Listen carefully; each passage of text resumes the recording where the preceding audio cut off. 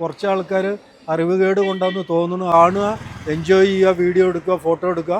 പക്ഷെ hi, good morning. ഇന്നത്തെ morning വൈബും നമ്മുടെ മഞ്ഞ സുന്ദരിയുടെ കൂടെയാണ്. കാറ്റ്സ് ക്ലബ് ആണ്. കാറ്റ്സ് ക്ലബ് നമ്മൾ ചെയ്യേണ്ട എന്ന് വിചാരിച്ചാണ്. കാരണം ഇപ്പോൾ ഇൻസ്റ്റാഗ്രാം തുറന്നാലും ഫേസ്ബുക്ക് തുറന്നാലും യൂട്യൂബ് തുറന്നാലും ഒക്കെ ഇത് മാത്രമേ ഉള്ളൂ. പക്ഷേ ഇപ്രാവശ്യം ചെയ്യാൻ കാരണം ഒന്ന് രണ്ട് കാര്യങ്ങൾ ഇതിനെക്കുറിച്ച് പറയാനുണ്ട്. അതുകൊണ്ട് തന്നെയാണ്, മറ്റൊന്നുമല്ല.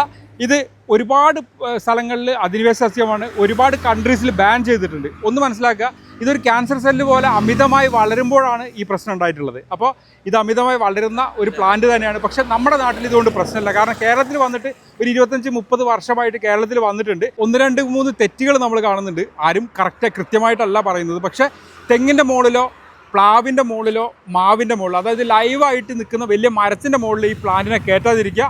ആ പ്ലാന്റ് തീർച്ചയായിട്ടും ഇവർ ഉണക്കിക്കളയും. അതിന് ഒരുപാട് അനുഭവങ്ങളുണ്ട്. പിന്നെ ഈ പ്ലാന്റിനെ സംരക്ഷിച്ച് നിർത്താം, സുഖമായിട്ട് നിർത്താം. ഇവിടെ തന്നെ ഇപ്പോൾ ഒരുപാട് കൊല്ലങ്ങളായതാണ്. ഈ നിലത്തേക്ക് നോക്കിയാൽ ഇതിൻ്റെ അപ്പുറത്തേക്ക് കാട് മാത്രമേ ഉള്ളൂ. ഒരു ഇഞ്ച് പോലും വേറൊരു പ്ലാന്റ് ഇവിടെ ഉണ്ടായിട്ടില്ല. അപ്പോൾ മനസ്സിലാക്കേണ്ട ഒരു കാര്യം, നമുക്ക് സൂക്ഷിച്ച് പ്രൂൺ ചെയ്ത് വളർത്തിയാൽ തീർച്ചയായിട്ടും വളർത്താൻ പറ്റിയ ഒരു പ്ലാന്റ് തന്നെയാണ്. ഇതുപോലെ ഒന്നുകിൽ ചെയിൻ ലിങ്കിൽ, ഫെൻസിങ്ങിൽ, അല്ലെങ്കിൽ നമ്മുടെ തിണ്ടിൻ്റെ മുകളിൽ, അതല്ലെങ്കിൽ നമ്മുടെ കോൺക്രീറ്റ് മതിലിൽ, ഇവിടെയൊക്കെ സുഖമായിട്ട് ഈ പ്ലാന്റിനെ വളർത്താം. ഇതുകൊണ്ട് വേറെ പ്രശ്നങ്ങളൊന്നുമില്ല. അപ്പോൾ ഇതെവിടെയെന്ന് ചോദിച്ചാൽ ഇത് മുട്ടിലാണ്, കൽപ്പറ്റയ്ക്ക് പോകുന്ന വഴിയാണ്. ഇത് ജോൺ സാറിൻ്റെയും അഡ്വക്കേറ്റ് സിസിലി മാമിൻ്റെയും വീടാണ്. സിസിലി മാം പ്രാക്ടീസിൻ്റെ രാവിലെ പോയി. അപ്പോൾ ജോൺ സാർ ഇവിടെ ഉണ്ട്. Hi John sir. Hello, good morning. Good morning. Good morning. എന്താണ് കാറ്റ്സ് ക്ലബിനെ കുറിച്ച് പറയാനുള്ളതെന്ന് വെച്ചാൽ, ഇത് പൂവായി കഴിയുമ്പോൾ കാണാൻ നല്ല ഭംഗിയാണ്, നല്ല രസമുണ്ട്. ഇതിൽ വർഷത്തിലൊരിക്കലാണ് സീസൺ. ഈ കാപ്പി പൂക്കുന്ന സീസണാണ്. കുംഭത്തിൽ മഴ കിട്ടുമ്പോൾ കാപ്പി പൂക്കുന്ന സമയത്തും ഇതിനും പൂവുണ്ടാവും. വെയിലിൽ മതിൽ അല്ലെങ്കിൽ വെയിലി, നമ്മളൊരു വേലിയായിരിക്കും ഏറ്റവും നല്ല മതിലിനെ കഴിഞ്ഞു. ഒരു 6 അടി 7 അടി പൊക്കത്തിൽ വേലി ഉണ്ടാക്കിയിട്ട് ആ വേലിയിൽ നമ്മളിത് കയറ്റിയാൽ നല്ലോണം കയറും, പടരും. ഇപ്പോൾ നട്ടിട്ട് ഏകദേശം ഒരു 10-12 വർഷമായി. ഇത് പിന്നെ വേറെ എങ്ങോട്ടും കയറുകയോ ബാധിക്കുകയൊന്നും ചെയ്തിട്ടില്ല. ഞാൻ ഇതിനെ കൺട്രോൾ ആക്കിയിട്ടുണ്ട്. എൻ്റെ തൊട്ടുള്ള അയലൊക്കെ പറമ്പിലുണ്ട്.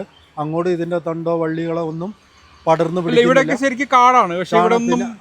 ഞാൻ ഇതെല്ലാം കട്ട് ചെയ്ത് നിർത്തുകയാണ്.